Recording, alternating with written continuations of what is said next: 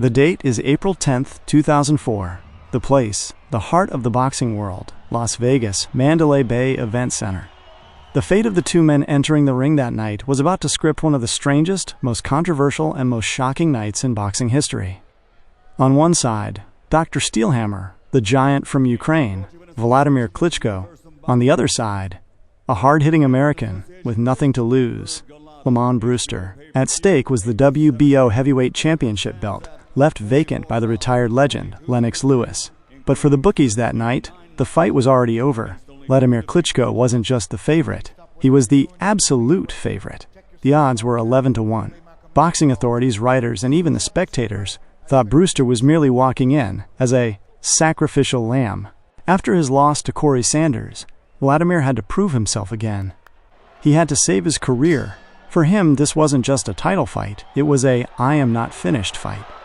No one could have predicted that just 5 rounds later, one of the most powerful athletes in the world would be unable to stand, trapped in the middle of an unexplained physical crisis.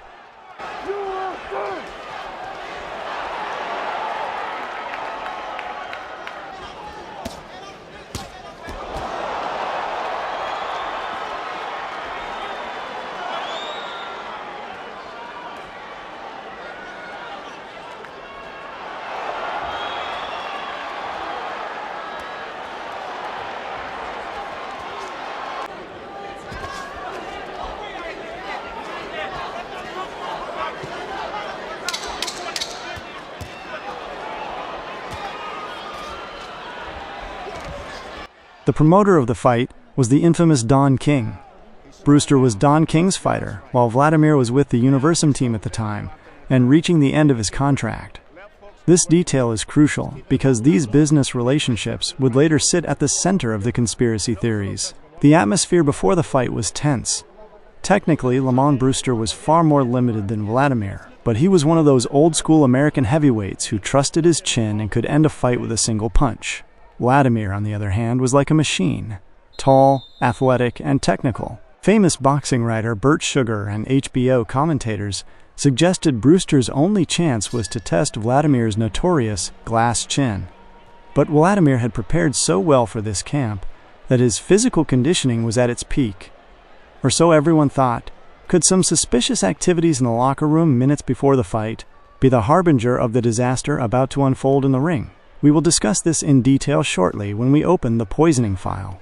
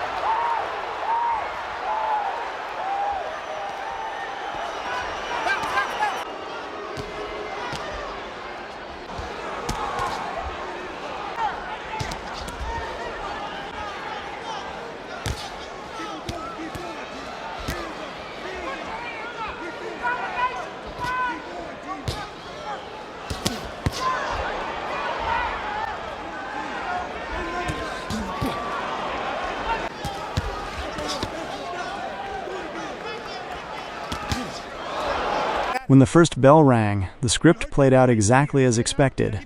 Wladimir Klitschko was practically battering Brewster with his famous jabs. For the first 3 rounds, Brewster struggled to even touch Wladimir. The Ukrainian giant managed the distance perfectly, punishing his opponent every time he tried to get close. HBO commentator Jim Lampley called it a boxing clinic. The legendary trainer Emanuel Steward was in the commentary booth that night, praising Vladimir's technique, yet even he found the expression on Vladimir's face strange. Still, on the scorecards, Wladimir was far ahead. Hope was fading for Brewster. The crowd had already begun discussing when the knockout would come.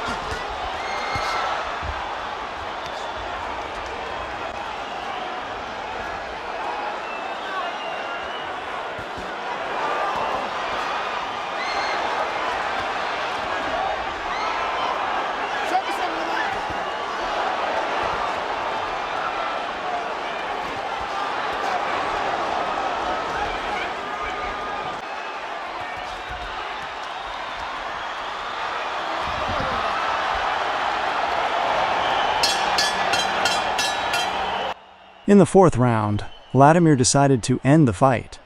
He trapped Brewster against the ropes with left-right combinations and floored him with a devastating right hand. A knockdown. Brewster was on the canvas. The referee was counting. Everyone thought the fight was over, but Brewster got up, and right at that moment, the strangest event in boxing history began to unfold. Despite having just floored his opponent, Wladimir Klitschko looked as exhausted as if he had fought 15 rounds. His shoulders slumped, his mouth hung open, his color drained. As he hit his opponent, his own energy was draining away. This was not normal fatigue. He didn't look like a marathon runner. He looked like a machine with its plug pulled. Brewster sensed this. Like a shark smelling blood, he began to attack Wladimir in the final seconds of the round.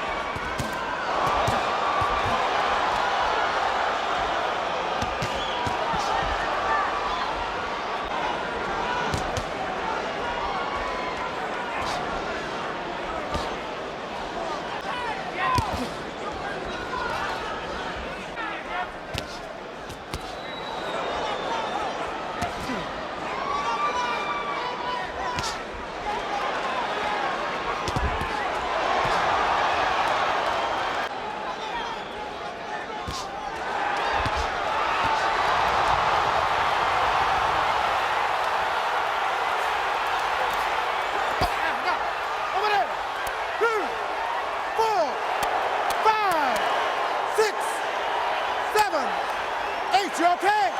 Wanna go? All right, let's go, let's go.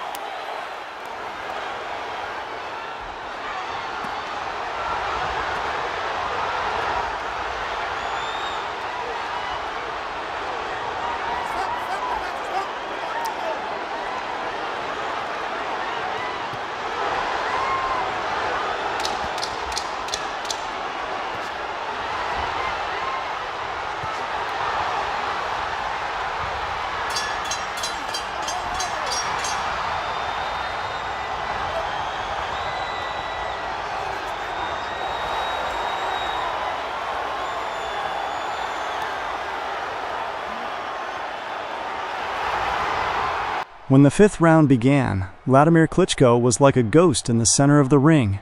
His legs couldn't carry him. He couldn't lift his hands. Lamon Brewster had seized the opportunity of his career.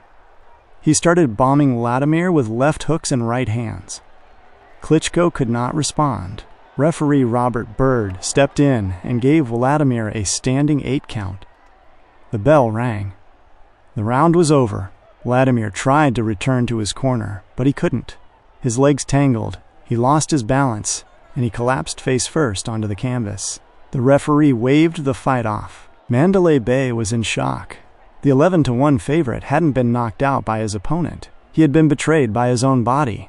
As Wladimir lay on the floor, he was semi-conscious. This wasn't just a knockout. This was a medical emergency. The fight was over, but the real storm was just beginning. Wladimir was rushed to the hospital. The test results were shocking. His blood sugar levels were impossibly high for an athlete, bordering on a diabetic coma. Yet, Wladimir did not have diabetes. Klitschko's team and his lawyer, Judd Burstein, immediately contacted the FBI. The allegations were terrifying. Wladimir had been poisoned. Just before the fight, there had been massive, unexplained swings in the betting odds favoring Brewster. It was as if someone knew Brewster was going to win. After the fight, Wladimir stated, "After the second round, I felt the strength drain from my legs. My vision was going dark. This wasn't fatigue. My body was shutting down." Suspicions focused on the water bottles in the locker room and a cutman who had joined the team late. It was alleged that a substance like haloperidol, a muscle relaxant or metabolism disruptor, had been mixed into Wladimir's water or Vaseline. However, some of the initial blood and urine samples taken at the hospital mysteriously vanished. Although the FBI opened an investigation, the file was closed due to insufficient evidence. This event remains one of the biggest unsolved mysteries in boxing history.